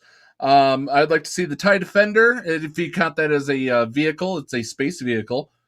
I'd like to see an AT. I'd like to see the big vehicles, ATST. I'd like to see land speeders. I'd like to see those type of things. I guess my top 5 would be look at the iconic vehicles. Yeah, I'd like to see. Excuse me. I'd like to see Red 5. Because we've got Biggs and Wedge, so yeah, it makes sense. I'd like to see Red 5. I'd like to see the OG Lando's ship. I'd like to see the Lady Luck. I think that would be a good ship to see. I don't see why we don't just also have pilots that are crew of capital ships in their in their solo ships as well. Mace had one. GG had one, and. I think that's 5 in it. All right. Favorite breakfast cereal? Captain Crunch. Crunchy Nut Cornflakes. Do you have a Star Wars themed Christmas decoration on your tree? I have 2 R2-D2s and a Darth Vader. No, I don't. Well, Zaz says he's very disappointed that you don't. You're both going to do a Star Wars cosplay event. Each of you choose a costume that you think the other could totally pull off. I really think that you could do Grumpface Luke pretty well, Neil. Okay. I think that you could do... If you say Porkins, I leave the show right now. I wasn't gonna say Porkins. I was trying to think of a character that's got the bugger grips, but I can't think of one off the top of my head. Agent Callus. Huh? Agent Callus. Yeah, Later you could do Agent Fulcrum Callus, and yeah. Rebels. Yeah, because he's got the bugger grips, yeah. There we go. All right. What's your best Christmas jumper / sweater? My wife draws for woot.com. My favorite one is her step 1, cut a hole in the box, ugly Christmas sweater t-shirt. I only have one sweater, and I think it's a red knitted wool jumper with a Christmas tree on. That's it, literally. It's just a Christmas tree on a woolly jumper. And Zaz to Claus, or Zaz, says, have you been naughty or nice this year? I ask because of my name this month. I've been pretty naughty as far as not being the best person I can, but I'm always trying to be better. So does that make it nice? I have been nice. Favorite Christmas movie? Die Hard. Die Hard. What social gathering are you most looking forward to once COVID has been thwarted? I would like to get together with you, Neil, and go to Anaheim or go to Celebration. Yes, yeah, that would be a cool. Yeah, Celebration would be a good one to go to, definitely. Right. What's your favorite? The next questions are from Dr. Jojo. What's your favorite Christmas food or drink? The Christmas cookies that my wife has sitting out in the kitchen right now. Turkey. What has been the best and worst Christmas gifts you have ever received? Best would be the dog that I love so very, very much. The worst Christmas gift, I always make the joke that it was the dustbuster that my mother gave me a few years ago because all dustbusters suck. Best Christmas it's going to sound weird, this. Best Christmas gift I ever got was from my ex, and it was Black's Law Dictionary. That's going to sound weird, but it just was at the time. All right. And the worst? The worst would actually be from the same person. It was the Force Unleashed on the Wii. Because I'd already told them what video game I'd really, really like. And when I saw the video game case, I'm like, oh, you remembered? And I opened it, and it was Force Unleashed. And it was like, yay, thank you so much for this game. Best but and worst she made up by giving me the best Christmas present immediately afterwards. Best and worst you've ever given. The best, I think it's every single year I get my wife the Dilbert calendar, and she looks forward to it every single year. The day-by-day one. The worst that I've ever given, and yes, this is a real true story, and if you're in the after show after this, I'll explain. A Secret Santa gift of KFC. Best. And literally, a bucket of chicken. Anyway, go ahead. Best. The best and worst, it's another strange one. Best and worst Christmas gift I've ever given to somebody is the same gift. Best Christmas gift I ever gave to, was my ex. It was a Wii with all of the bits and pieces, because all she'd gone on about for 6 months was how much she enjoyed playing at her friends. And it was the worst because after I got her a Wii, she then never played it, which was just so weird. All right. Best way to eat eggs? Fried. Scrambled. For me, with a little bit of milk and some spices that are part of the family secret recipe. And are you excited that the McRib is back? Yes, and after this, I will go knock over a drink onto my wife, because every single time that the McRib is back, funny story about this, I've always knocked over a drink into her lap as part of the excitement that the McRib is back. Spoiler alert, I don't like the McRib. Neil, are you excited the McRib is back? I don't do McDonald's. All right. Plasma asks, do you like eggnog? Never tried it. I do, but I think eggnog is a little bit rich, and therefore I cut it with 2% milk, 50-50. Okay. All right. Dickie Darkside, do you actually think you can answer 16 questions in 15 minutes? 17 now. Yes. Yes. All right. JJ Manners adding 3 to this. Do you think they could fix the mace by introducing a bounty hunter contract style buff for certain Jedi, and who should be included? No, I don't think that they can do. I don't think that they should. Could they? Probably. Should they? No. Who should be included? I don't think it should happen. Neil? No, I think where Mace is regarding, I think all issues with Mace go away if they just make Shatterpoint like it's supposed to. You know, if they just make Shatterpoint a buff consummate to what it is in canon, then it would just make the character infinitely better in the game, and Rambam would be just, you know, massively overjoyed, especially since he blew all of his, all of his fun money on Relic 8ing that one single character. All right, JJ Manners, 2 more questions here. And you need to fill me in if I don't know about this. Do you think we will get to see the whole story of Darth Plagueis the Wise in the Palp prequel show? I didn't hear about a Palp prequel show. Oh well, no. It's we were talking about the Acolyte, which is one of the shows that Lucasfilm and Disney are touting as, you know, one of the new shows that they're doing. So we were talking about what could potentially be in it based off the era that the show is going to be. So it could be a Palpatine. And it's going to be, I think it's something like 50 years before Palpatine's era. So it could include either it could include Plagueis as, I think it'll include Plagueis as both master and apprentice.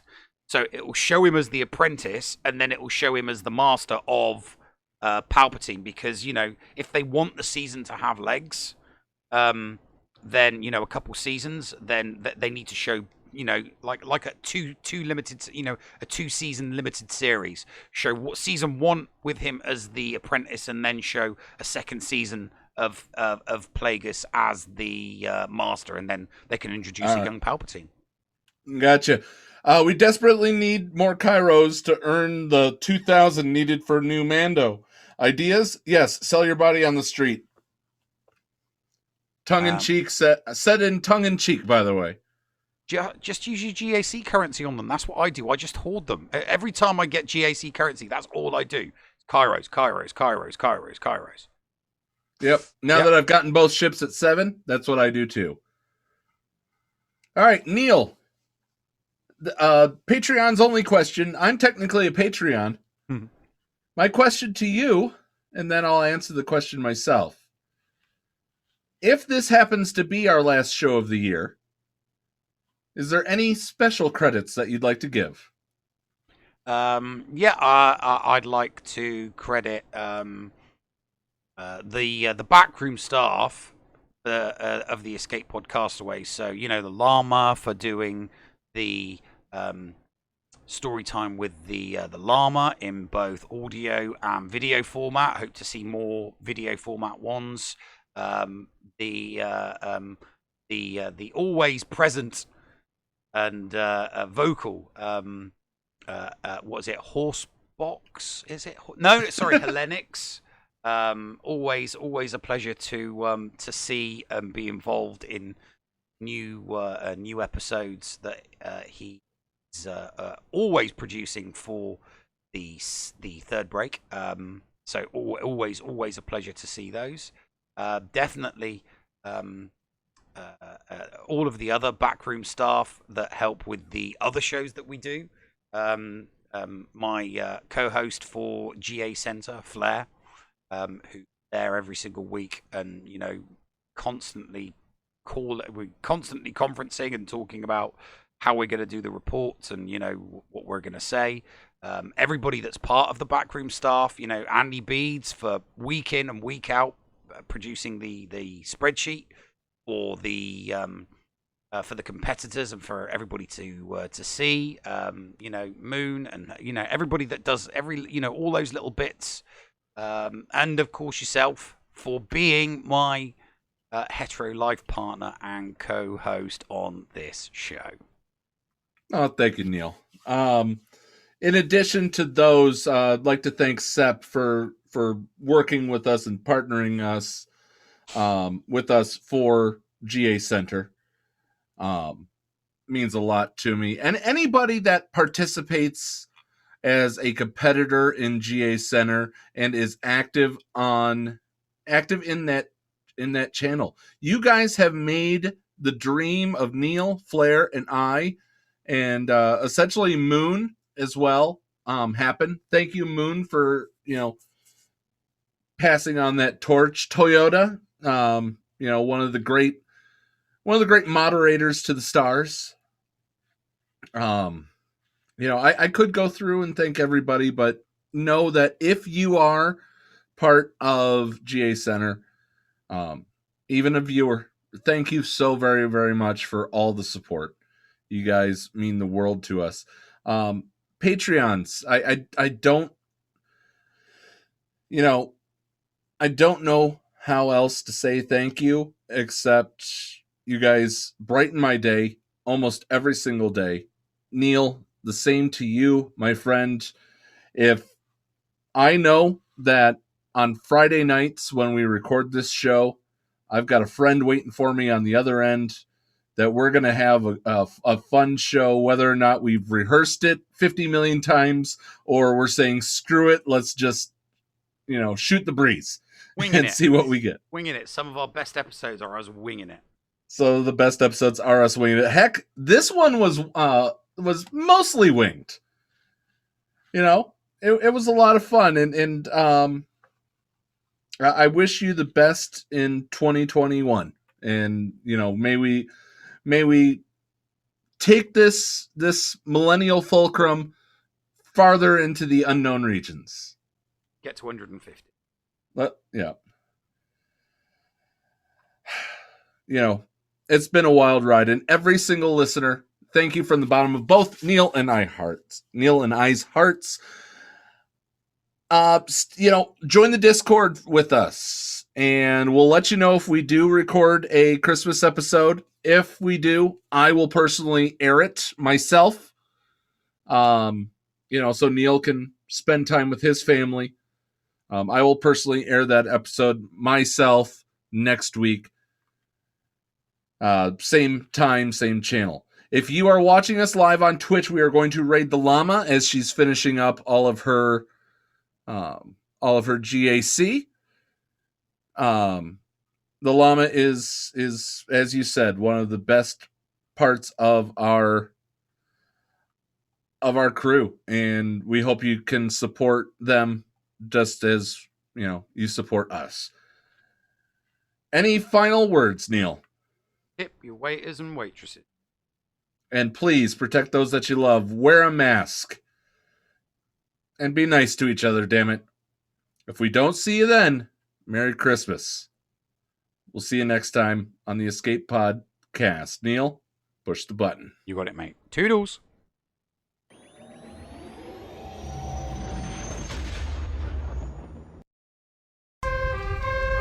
What's going on? Where the hell are we? Paris? Thank you for pressing the self-destruct button. Attention! This is Colonel Sanders in forward command. Abandon ship! Abandon ship! All personnel proceed to escape pods. Close down the circuits. Evacuate the city. Self-destruct mechanism has been activated. Abandon ship! Where is it? Where is it? It's gonna be here. Out of order! Even in the future, nothing works. This ship will self-destruct in exactly 10 seconds. Counting down. 10, 9, 8, 6. 6! What happened to 7? Just kidding. 3, 2, 1. Have a nice day. Thank you.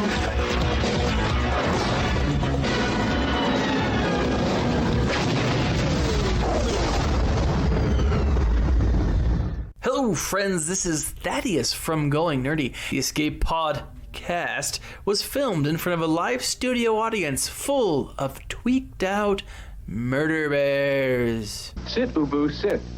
Good dog.